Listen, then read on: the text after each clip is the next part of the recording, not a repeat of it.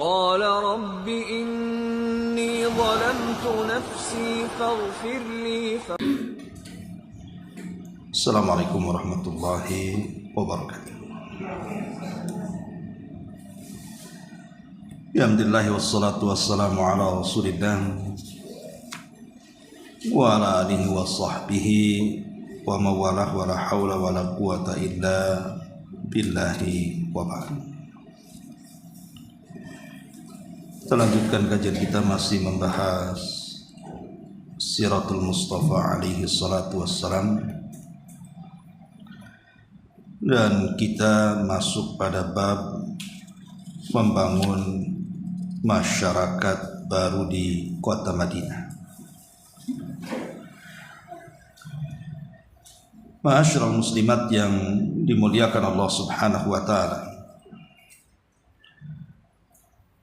Setelah Nabi sallallahu alaihi wasallam beliau tiba di kota Madinah, beliau tinggal di perkampungan Bani Najjar pada hari Jumat tanggal 12 Rabiul Awal tahun pertama Hijriah, atau bertepatan dengan 27 September 622 Masehi.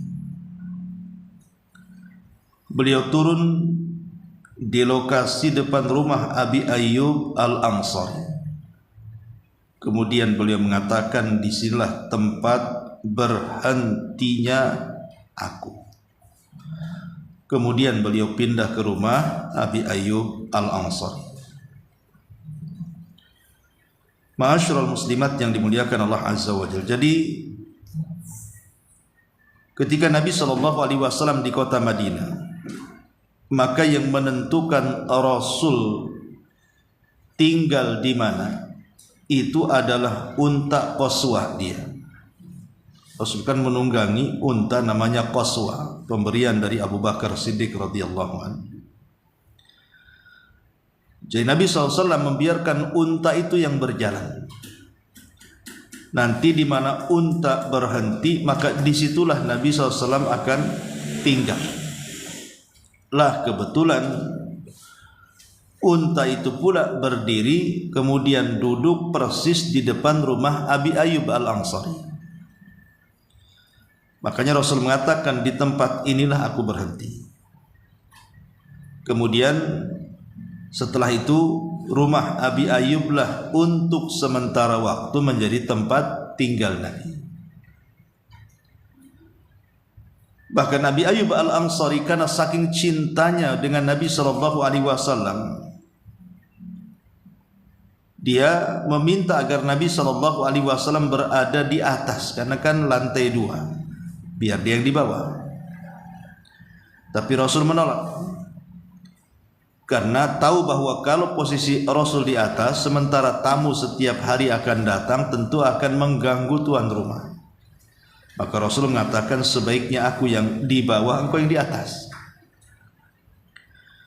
Jadi selama sepanjang malam, Abi Ayyub Al-Ansari dan juga istrinya itu tidak berani bergerak saat tidur.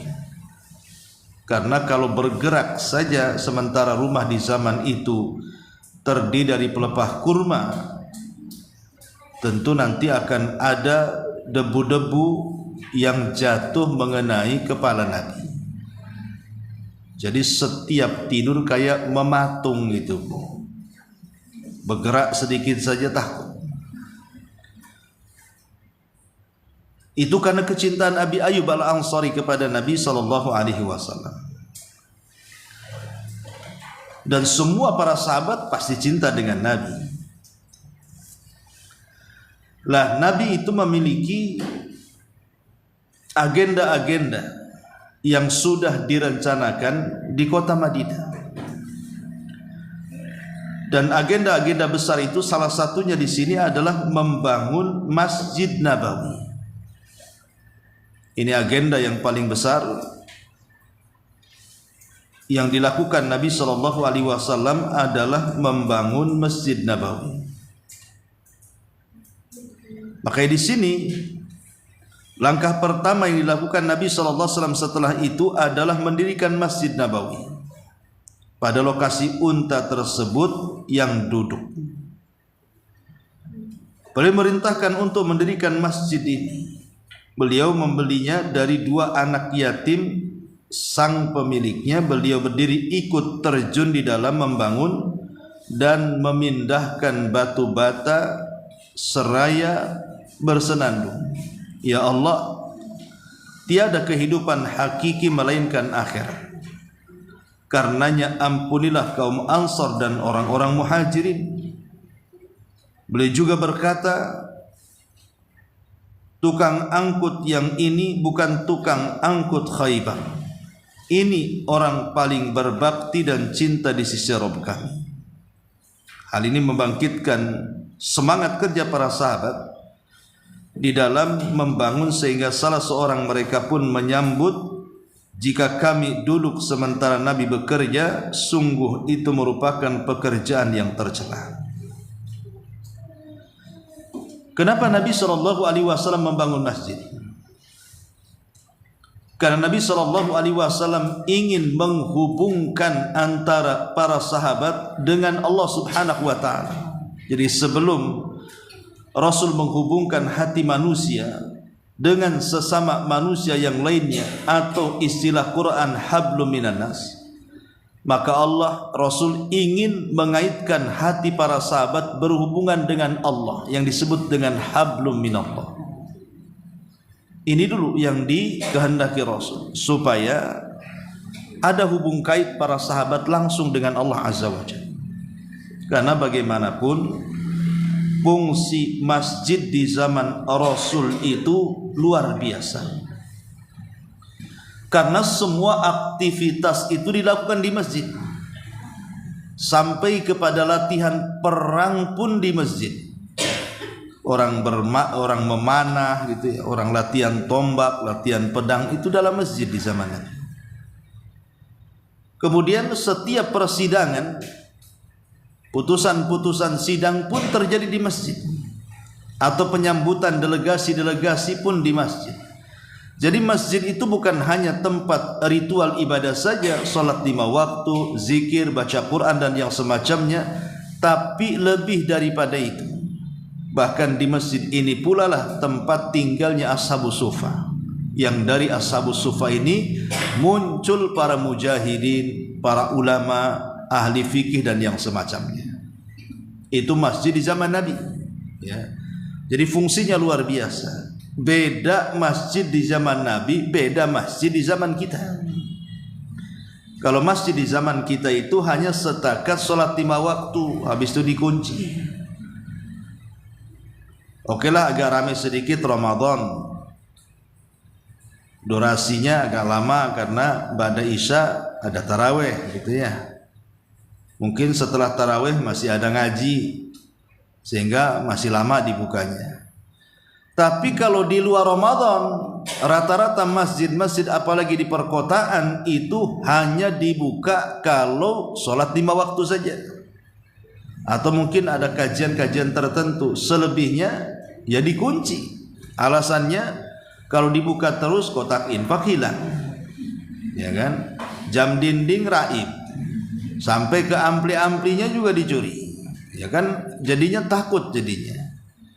Kalau dulu masjid itu tempat yang paling aman setelah rumah, sekarang dua-duanya tidak aman. Tinggal di rumah ya tidak aman, tinggal di masjid ya tidak aman.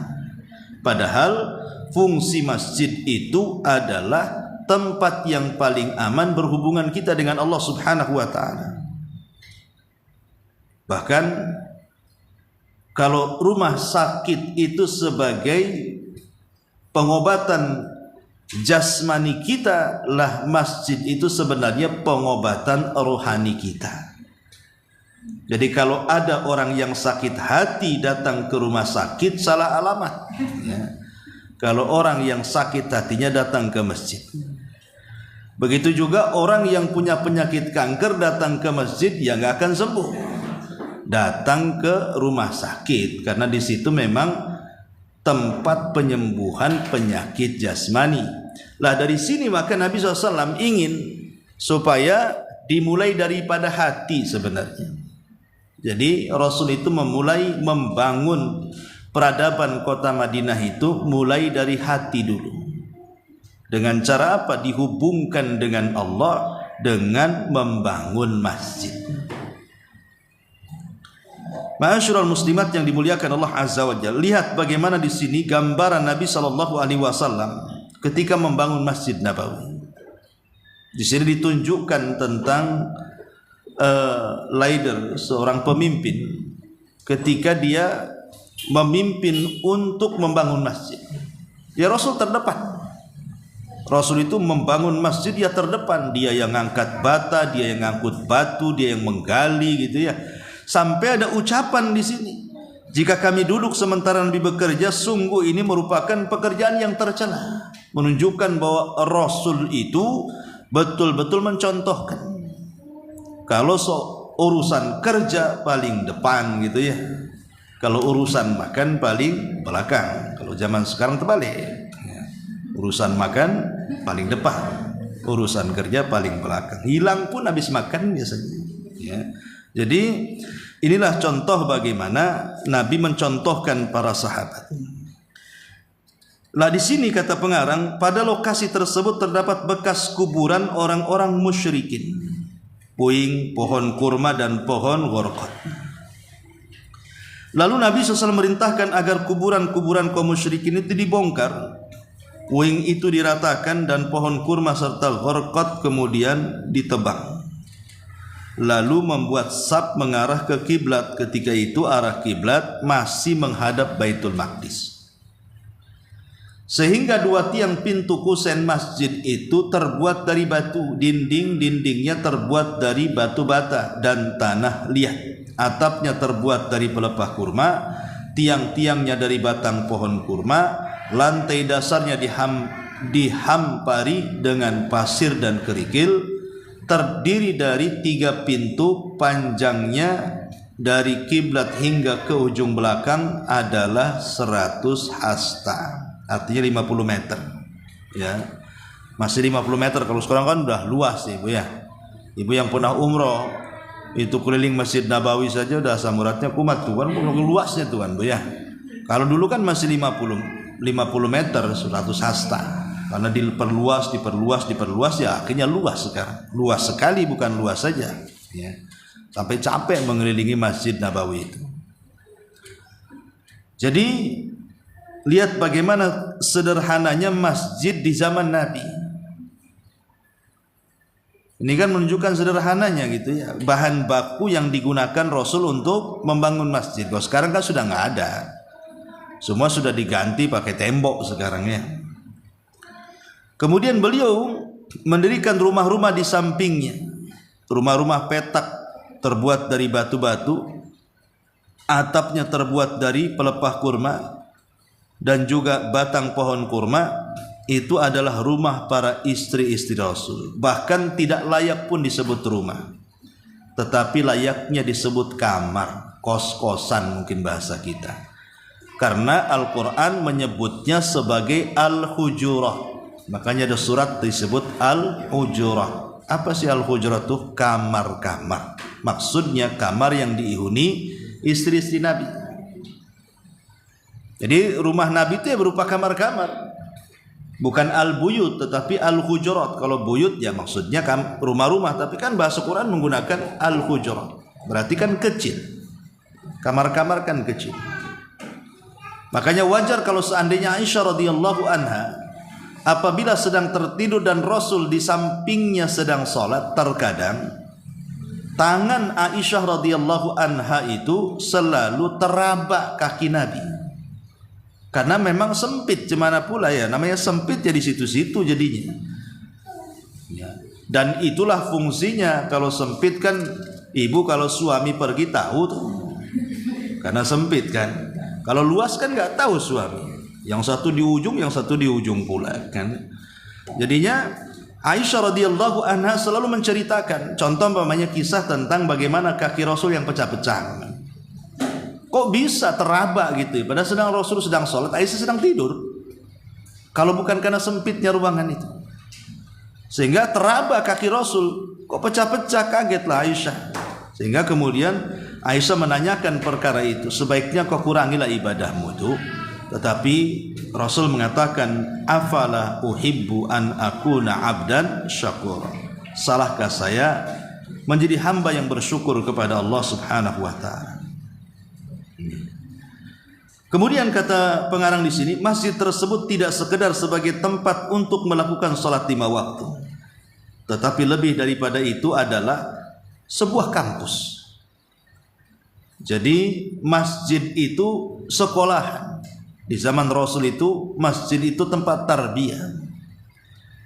Makanya di situ ada yang mondok di masjid Nabi itu, yang disebut dengan Ashabus Suffah. Ashabus Suffah itulah anak-anak pesantren yang berada di dalam Masjid Nabawi, yang terdiri daripada orang-orang yang susah ataupun orang kaya yang ingin belajar susah, tinggal bersama Ashabus Suffah. Ada juga orang-orang kaya yang tinggal di situ. Mereka hanya ingin supaya bersama Ashabus Suffah mereka merasakan tentang sulitnya kehidupan dunia, akhirnya tercipta kesederhanaan. Jadi tidak semua orang susah ya hidup di Masjid Nabawi menjadi Ashabus Suffah, tapi ada juga orang senang tapi ingin mengambil pelajaran dari Ashabus Suffah, tinggal di situ. Dan luar biasa kan, dari kampus Masjid Nabawi ini terlahir pemimpin-pemimpin dunia kan. Terlahir pemimpin-pemimpin dunia. Terlahir Abu Bakar, Umar, Utsman, Ali, Abu Hurairah dan yang semacamnya. Terlahir para mujahidin, terlahir para ulama, terlahir para fuqaha dan lain sebagainya. Makanya di sini masjid di zaman Rasul bukan hanya tempat sholat, tapi sebuah kampus, tempat kaum muslimin menempa ajaran-ajaran Islam dan menerima pengarahan-pengarahan Nabi, tempat berjumpa dan bersatunya seluruh komponen beragam suku setelah sekian lama dijauhkan dari konflik-konflik dan peperangan jahiliyah, bahkan pangkalan untuk mengatur semua urusan dan bertolaknya pemberangkatan serta parlemen untuk mengadakan sidang-sidang musyawarah dan eksklusif. Jadi seolah-olah gedung DPR jadinya ya. Jadi semua ada di situ, seolah-olah markas tentara karena latihan perang di situ, seolah-olah gedung DPR karena tempat musyawarah, macam-macam. Jadi fungsi masjid itu numplak jadi satu. Itulah memang luar biasa, makanya wajar kalau banyak kegiatan. Di masjid kita kan Ramadan aja banyak kegiatan. Yang buat kegiatan, ada juga yang tidak buat kegiatan. Di samping itu semua, ia merupakan rumah tempat tinggal sejumlah besar kaum fakir dari kalangan muhajirin yang mengungsi dan tidak memiliki rumah, harta keluarga maupun anak-anak. Itulah Ashabus Suffah. Pada permulaan hijrah disyaratkan azan, suara lantunan keras yang menggema di angkasa setiap hari 5 kali. Karenanya seluruh pelosok alam nyata menjadi bergema. Kisah mimpi Abdullah bin Zaid bin Abdurrabi mengenai hal ini yang diriwayatkan Al-Imam At-Tirmidzi, Abi Dawud, Ahmad, Ibnu Huzaimah amatlah sangat masyhur. Jadi ceritanya ketika Nabi SAW sudah diperintahkan untuk melaksanakan sholat, ya tentu dari buah peristiwa Isra Mi'raj 1 tahun sebelum hijrah ya. Maka kemudian ada kesulitan di tengah-tengah para sahabat mengumpulkan manusia untuk supaya datang ke masjid, karena di zaman itu kan belum ada corong kayak kita gitu kayak. Sehingga rapatlah banyak para sahabat. Kemudian Nabi SAW menghadiri rapat tersebut. Banyaklah ide-ide yang ditumpahkan di rapat itu. Ada yang mengatakan, Rasul, bagaimana cara mengundang orang datang ke Masjid Nabawi supaya bisa sholat jamaah? Gimana kalau kita pakai api saja diletakkan di atas bukit? Jadi ada satu orang yang setiap 5 waktu menyalakan. Jadi kalau dari kejauhan, nampak ada obor, berarti datang waktu sholat. Tapi Rasul mengatakan, itu mah pekerjaan majusi, kata Rasul, tidak mau. Ya. Kemudian yang lain mengatakan, bagaimana kalau seandainya kita gunakan lonceng saja? Datang waktu sholat, kentung tuh lonceng itu. Tapi Rasul mengatakan, tak mau, itu pekerjaan orang-orang Yahudi. Yang lain mengatakan, bagaimana kita tiup trompet saja? Kata Rasul, tidak mau, itu pekerjaan orang-orang Nasrani. Akhirnya semua ditolak. Ide-ide para sahabat ditolak untuk mengumpulkan sholat jamaah di Masjid Nabawi itu. Sampai pada waktunya ada seorang sahabat namanya Abdullah ibnu Zaid. Ya. Abdullah ibn Zaid ini mimpi. Dalam mimpinya berjumpa dengan malaikat. Kemudian malaikat yang dijumpai dalam mimpinya mengajarkan lafaz azan yang kita kenal itu. Kemudian setelah terbangun, Abdullah ibn Zaid ini melaporkan mimpinya kepada Rasul. Qadarullah, rupanya di waktu yang sama Umar bin Khattab mimpi juga. Mimpinya kurang lebih sama dengan yang dimimpikan oleh Abdullah bin Zaid bin Abdurrabi'ah ini. Karena ada kesinkronan antara mimpinya Abdullah bin Zaid dengan mimpinya Umar tentang lafaz azan yang diajarkan malaikat dalam mimpi keduanya. Disitulah Nabi memerintahkan Bilal untuk segera mengumandangkan azan. Langsung setuju. Ya, dengan dua mimpi sahabat ini, Umar bin Khattab dan Abdullah ibn Zaid. Maka pertama kali menjadi muazin dalam Islam adalah Bilal. Walaupun sebenarnya Rasul punya 4 muazin, ya, di mana 2 menjadi muazin di Masjid Nabawi, kemudian 1 di Masjid Quba, masjid yang pertama dibangun Nabi, dan 1 di Masjidil Haram. Siapa muazin-muazin Rasul itu? Adapun di Masjid Nabawi, pertama tentu penghulu muazin Bilal bin Rabah. Kemudian yang kedua Abdullah ibnu Ummi Maktum. Jadi gantian dengan Bilal. Kadang Bilal azan, kadang Abdullah ibn Ummi Maktum tidak, kadang terbalik gitu. Dan Abdullah ibn Ummi Maktum buta. Makanya dia disuruh kalau dalam azan subuh itu adalah azan pertama. Nanti subuhnya Bilal. Kenapa? Karena dia buta, tidak melihat fajar. Makanya dia disuruh azan pertama. Kata Rasul, makanlah sahur, minumlah sahur kalau masih mendengar azannya Abdullah ibn Ummi Maktum. Tapi kalau sudah azan Bilal, jangan makan, itu sudah subuh. Jadi di Masjid Nabawi itu 2 muazinnya. Pertama Bilal, yang kedua Abdullah ibn Ummi Maktum. Kemudian yang kedua di Masjid Quba. Di Masjid Quba itu maksudnya masjid yang pertama dibangun Nabi. Di situ diletakkan oleh Nabi SAW namanya Sa'ad al-Qaradi. Sa'ad al-Qaradi radhiyallahu an, dulunya budak dimerdekakan oleh Ammar ibn Yasir. Jadi dia adalah maulanya Ammar ibn Yasir, budak yang dimerdekakan Ammar.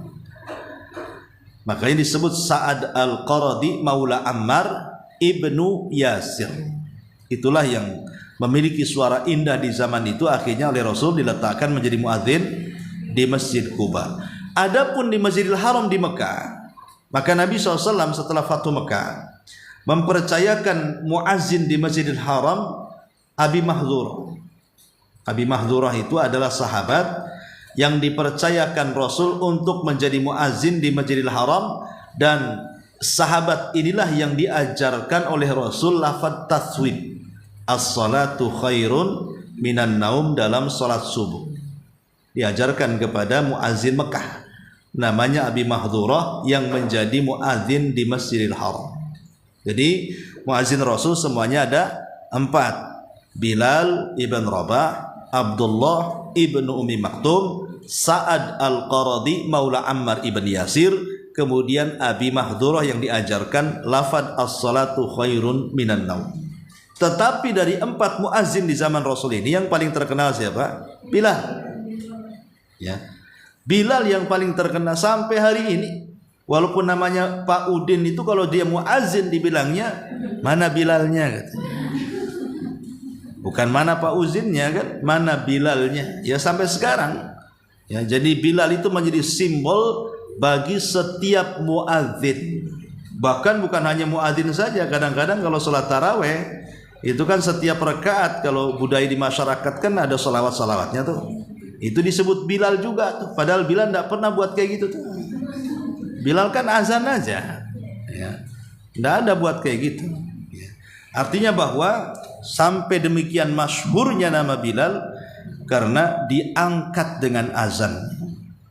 Kalau sudah disebut Bilal saja, mindset kita pasti akan tertuju kepada azan. Lain dengan kalau Abdurrahman bin Auf, mindsetnya langsung ke sedekah gitu ya. Kalau Khalid bin Walid, mindsetnya langsung jihad. Nah gitu. Biasanya kan ada kehususan para sahabat itu kalau disebut namanya pikiran kita langsung tertuju ke situ. Lah di sini Bilal bin Rabah inilah yang kemudian akhirnya menjadi muazin resmi yang dipilih Rasul untuk memanggil manusia supaya datang ke Masjid Nabawi. Dan itulah masjid kedua terhebat di dunia setelah Masjidil Haram. Karena orang yang sholat di Masjid Nabawi maka pahalanya sama dengan 1000 kali sholat di masjid-masjid yang lainnya. Beda kalau haram, lebih tinggi lagi karena yang sholat di haram itu sama dengan 100.000 kali sholat dibandingkan di masjid yang lainnya. Dan dari sini kita tahu bahwa fadilah di dua masjid ini secara khusus hanya ada pada sholat. Makanya kalau ibu-ibu ditakdirkan umroh ataupun haji kemudian sempat ke Masjidil Haram atau Masjid Nabawi, maka ibadah yang diperbanyak adalah sholat, jangan yang lain. Zikir perlu, baca Quran penting, sedekah ya, tapi sholat diprioritaskan. Itu ya, karena memang itulah ibadah yang menonjol, yang jelas-jelas keutamaannya. Bahwa orang yang sholat di Masjid Nabawi dapat 1000, kalau sholat di Masjidil Haram 100.000, kalau sholat di Masjidil Aqsa ada yang mengatakan 500, walaupun pendapat yang kuat 250 umpamanya kan. Nah, itu kan maksudnya ibadah khusus sholat. Ya yang lain penting, tapi jangan dipentingkan dibandingkan sholat. Makanya kesempatan besar kalau sampai di sana perbanyak sholat, kan banyak sholat itu, ada duhanya, tahiyatul masjidnya, sholat sunnah wudunya, ada witirnya, tahajudnya, macam-macam sholat itu kita bisa lakukan di sana. Ya. Intinya di sini adalah Nabi SAW membangun pertama kali ketika sampai di kota Madinah adalah membangun masjid, karena memang masjid itu sarana wahdatul ummah, untuk menyatukan umat. Dengan cara apa? Dengan cara masjid. Makanya nilai-nilai akhlak-akhlak yang lahir dari masjid itu terlampau banyak gitu ya. Dengan adanya masjid akhirnya lahirlah kebersamaan, persatuan dan kesatuan kaum muslimin. Karena bagaimanapun kalau orang sudah masuk ke dalam masjid, semua titel-titel di masyarakat, status-status sosial itu harus ditanggalkan. Harus ditanggalkan. Kalau sudah masuk masjid tidak boleh ada status sosial. Semua sama di hadapan Allah. Mau ada jenderal, mau ada orang kaya, mau ada pengusaha. Kalau lambat ya di saf pertama, di saf terakhir. Ya kalau cepat ya di saf pertama. Nggak bisa mentang-mentang jenderal udah ada kaplingnya di depan, kan nggak bisa. Karena nggak ada sertifikatnya kapling di masjid itu. Artinya bahwa ini juga persatuan, apalagi menghadap kiblat semuanya. Itulah sebagai bantahan ketika ada orang mengatakan apalah bedanya Islam dengan agama penyembah berhala itu. Yang satu nyembah berhala, yang satu nyembah batu katanya. Maksudnya Hajar Aswad, karena kita menghadap ke Hajar Aswad sana kan.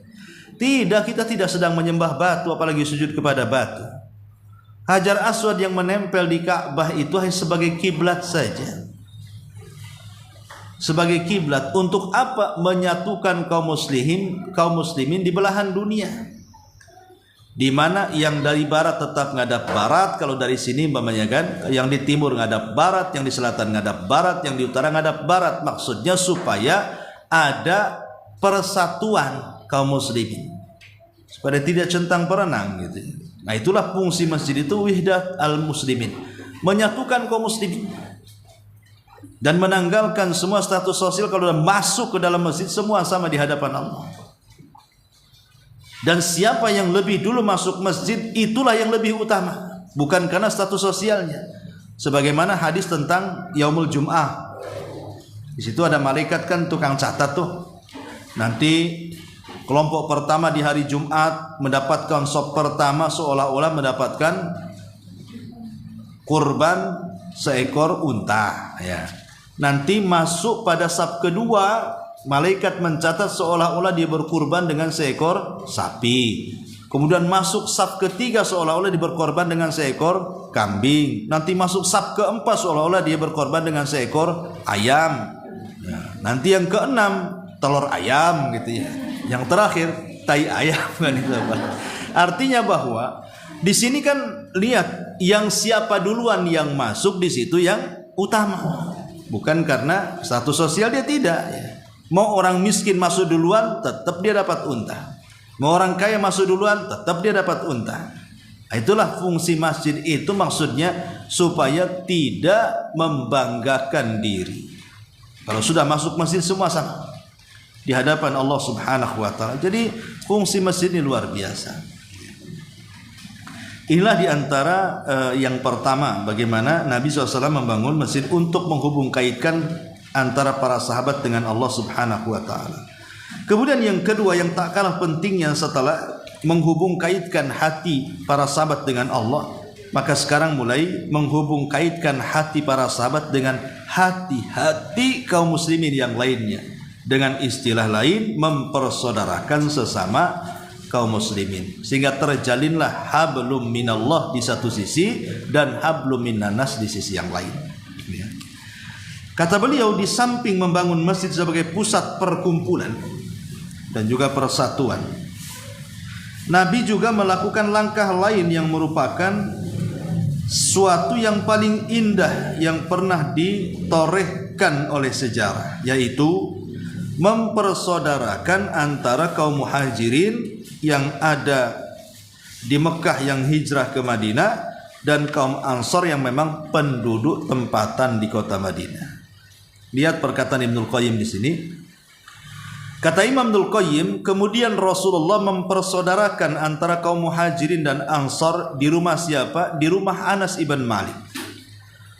Lah ketika itu jumlah mereka pada permulaannya 90 orang yang dipersaudarakan itu. Separuhnya berasal dari kalangan muhajirin dan separuhnya lagi dari kalangan Ansor. Beliau mempersaudarakan di antara mereka untuk saling memiliki dan saling mewarisi. Ini pada awalnya. Jadi saling mewarisi. Jadi kalau orang muhajirin meninggal, hartanya jatuh ke Ansor. Kalau Ansor meninggal, hartanya jatuh ke muhajirin. Itu pada awalnya. Ya. Tetapi hal ini kemudian dimansuh sampai ketika terjadi perang Badar. Turunlah Al-Quran, wa ulul arhami ba'duhum aula bi ba'din. Orang-orang yang mempunyai hubungan kerabat itu sebagiannya lebih berhak, maksudnya dari harta yang lainnya terhadap sesamanya. Setelah turun ayat ini berarti tidak berlaku saling mewarisi, hanya berlaku saling tolong menolong saja, saling bantu membantu. Tapi untuk saling mewarisi tidak ada lagi, karena sudah dihapus. Ya, itu khusus yang ada kekerabatan saja. Kalau soal waris mewarisi, maka hak saling mewarisi dihapus sementara akad persaudaraan tetap berlaku.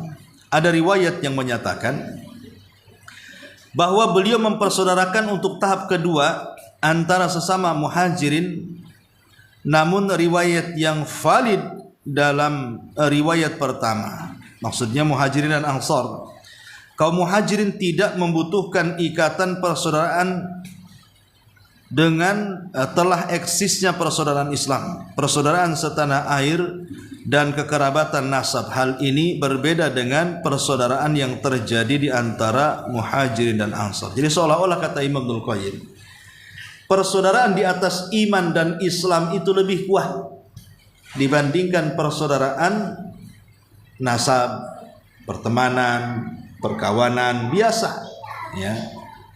Sampai boleh jadi mungkin antara suami istri, antara anak dan orang tua. Jadi persaudaraan iman dan Islam itu jauh lebih kuat dibandingkan itu semuanya. Karena terkadang suami istri bisa bercerai. Anak dan orang tua bermusuhan, saudara dengan saudaranya lagi, apalagi ya. Tapi kalau kemudian hubungan eratnya sesama kaum muslimin didasari iman dan Islam, cinta karena Allah dan benci karena Allah, maka persaudaraan itu pasti akan langgeng. Karena tidak ada tendensi di balik persaudaraan itu kecuali karena iman. Beda kalau kita berkawan karena harta. Ketika dia hartawan kita dekat dengan dia, ketika dia jatuh miskin ya kita juga ngapain berkawan lagi dengan dia, cari orang kaya lain ya. Makanya ada istilah kata Imam Syafi'i, ra'aitun nas qad dhahabu ala man indahu dhahabun. Engkau lihat bagaimana manusia pergi kepada orang-orang yang memiliki banyak emas ya. Tetapi apa yang terjadi? Orang-orang yang tidak memiliki emas, kata Imam Syafi'i, fannasu anhu dhahabu, maka manusia akan berpaling dan meninggalkan dia.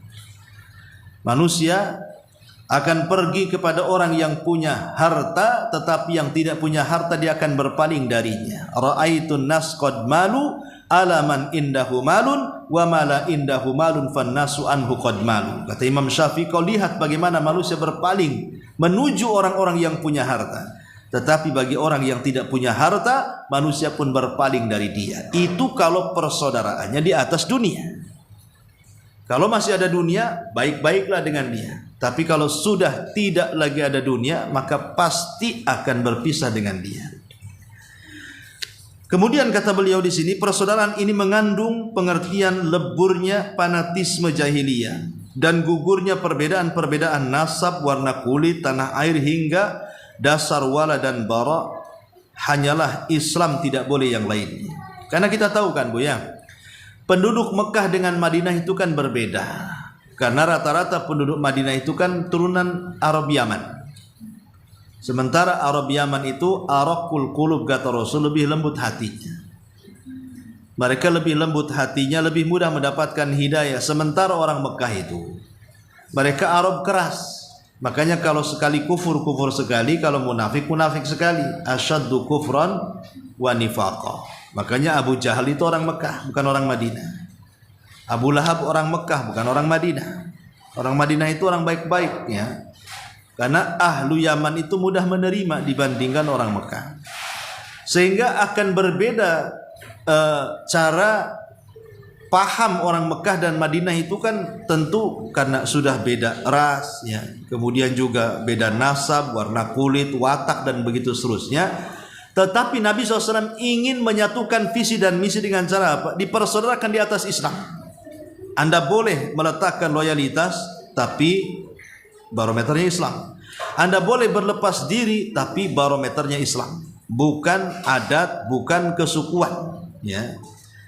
Makanya kemudian sifat itsar setelahnya mementingkan kepentingan orang lain atas diri sendiri, saling memiliki dan keakraban berpadu di dalam persaudaraan ini dan mengisi kehidupan masyarakat baru tersebut dengan keteladanan yang amat menawan. Jadi dengan adanya persaudaraan, kemudian Rasul menghimbau kepada para sahabat untuk saling membantu, maka disitulah tercapai satu akhlak mulia yang disebut dengan al-itsar.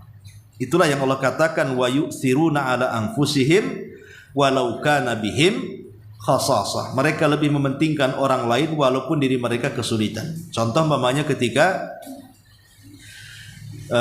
Abdurrahman ibn Auf dipersaudarakan dengan Sa'd bin Rabi. Abdurrahman ibn Auf ketika dipersaudarakan dengan Sa'd bin Rabi. Apa kata Sa'd? Wahai Abdurrahman, engkau datang dari Mekah tidak punya apa-apa. Ayo kita lihat ke dua kebunku. Mana-mana dua kebun yang kau sukai, ambil salah satunya. Sa'd bin Rabi mengatakan, ayo, tidak mengatakan ayo ke kebunku, ini untukmu, ini punyaku. Enggak. Kalau dia mengatakan seperti itu belum punya sifat itsar namanya. Tapi Abdurrahman ibn Auf bahasanya apa? Pilih di antara dua kebunku, mana yang kau sukai, ambil. Kan bisa saja yang satu luasnya beda, yang satu pohon kurmanya banyak, yang satu mungkin ya agak enak dan begitu seterusnya. Nah, lihat bagaimana sifat ithar. Dia mendahulukan saudaranya. Kalau kita kan tidak, jangankan cerita kebun, kamar saja kita pilihkan. Kamu yang sebelah gudang sana, kalau kita kan. Nah ini jangan, ini kamar utama. Itu sama tamu kita kadang itu kan. Nah ini sahabat kan tidak, pilih mana yang kau sukai, ambil. Cukup sampai di sini tidak, sampai kepada tempat hunian. Aku memiliki banyak rumah. Kau lihatlah dari rumah-rumahku, kata Sa'ad kepada Abdurrahman bin, mana yang kau sukai ambil. Nah, itu kan luar biasa. Sampai kepada pasangan, ya, walaupun ada yang melemahkan, tapi masyhur kisahnya, aku memiliki 3 istri.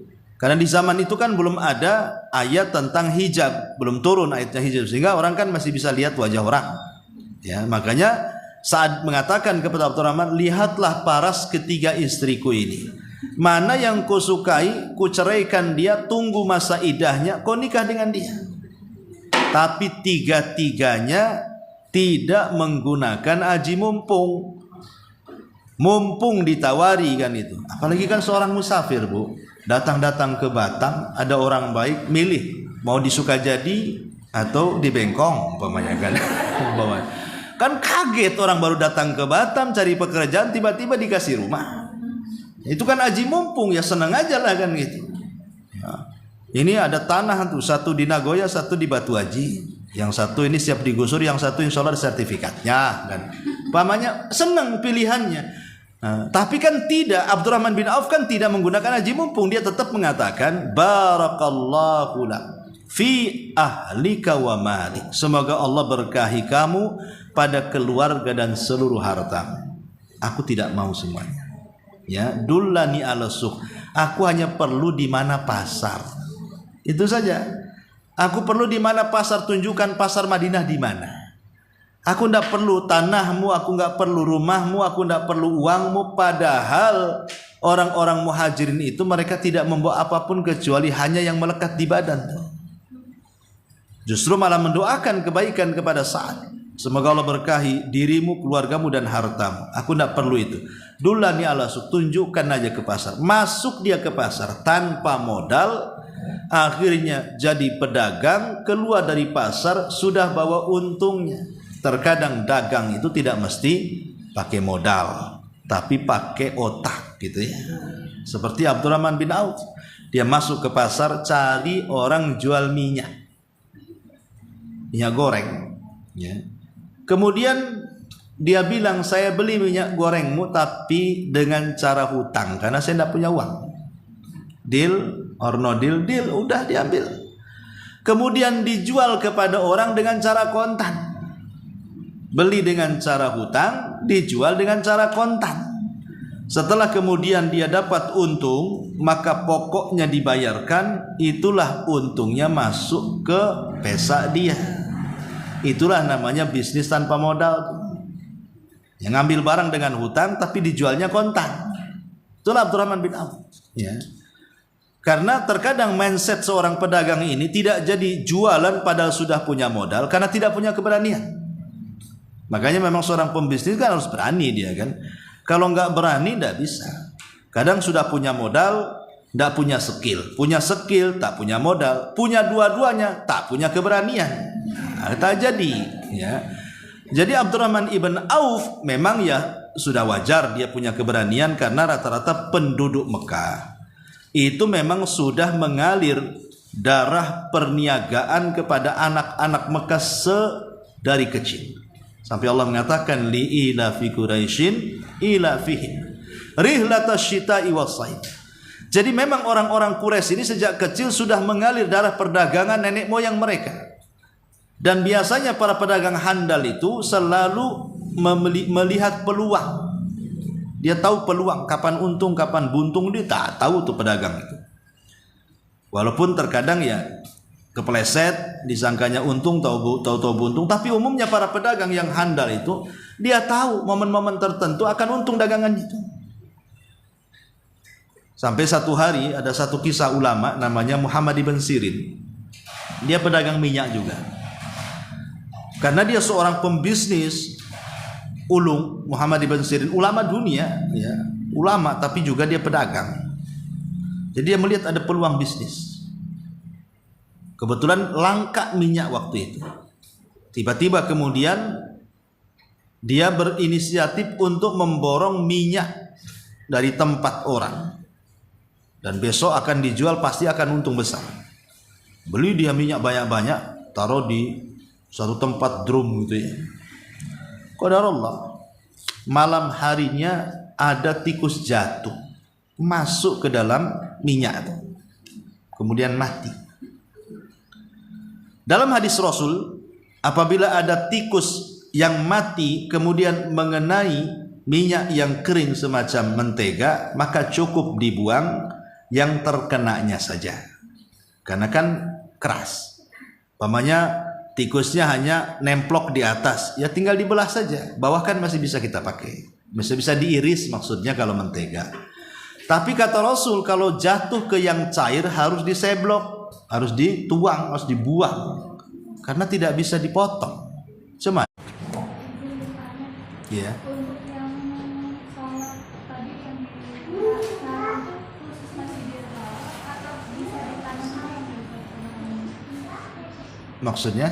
Kan tanah haram itu kan luas kan, yang dimaksud sholat dengan pahala yang Beda.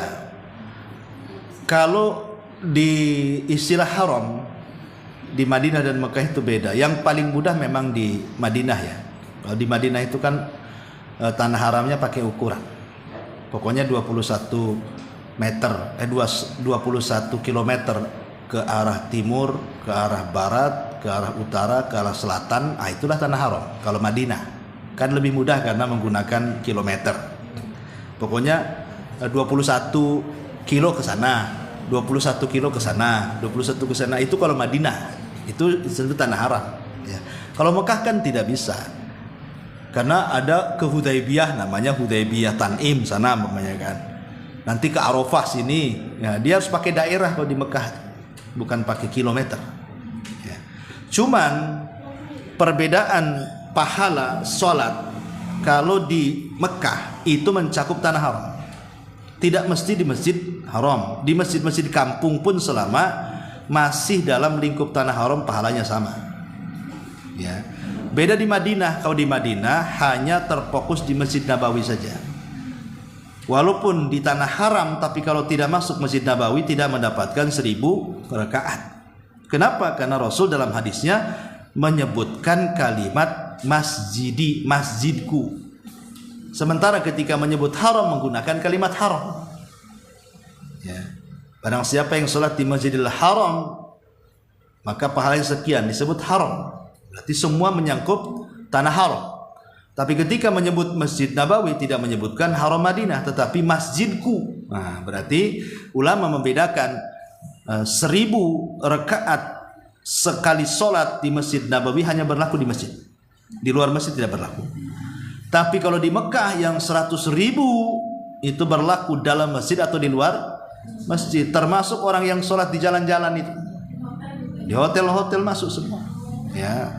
Tetapi tentunya maksudnya sholatnya di situ sholat yang sifatnya tidak ada safnya, seperti ibu sholat duha sendirian di hotel, sholat tahiyatul masjid di hotel, tahiyatul masjid sholat wudu di hotel, sholat tahajud di hotel, sama pahalanya.